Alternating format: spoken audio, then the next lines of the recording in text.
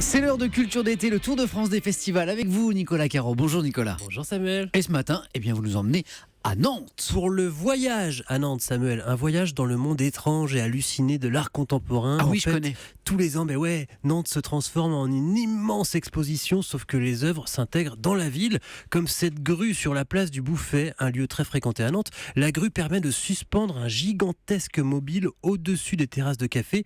Et puis cette année encore, les artistes ont été invités à détourner les terrains de jeu, les lieux de sport. Pour cette édition, c'est le ping-pong notamment qui est revisité.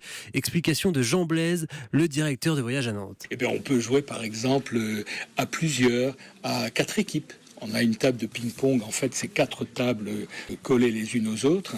Donc évidemment les balles de temps en temps se percutent. On en a une où c'est un immense toboggan.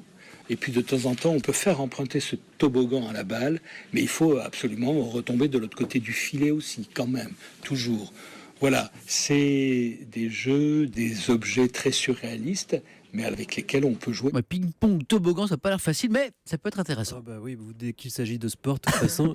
Vous avez aussi un banc géant dans le jardin des plantes. On ne peut pas s'asseoir dessus, il fait plus de 2 mètres de haut. On passe en dessous, tout peut devenir œuvre d'art. Même les enseignes des commerçants de la ville sont modifiées, transformées pour l'occasion. Certaines vont être revues et corrigées par des artistes. On a toute une série d'enseignes sur toute une rue, une dizaine d'enseignes qui racontent l'histoire d'un couple qui s'est rencontré dans cette rue et qui va de commerce en commerce utiliser ces commerces en fait à l'intérieur de son histoire. Donc les enseignes racontent une histoire.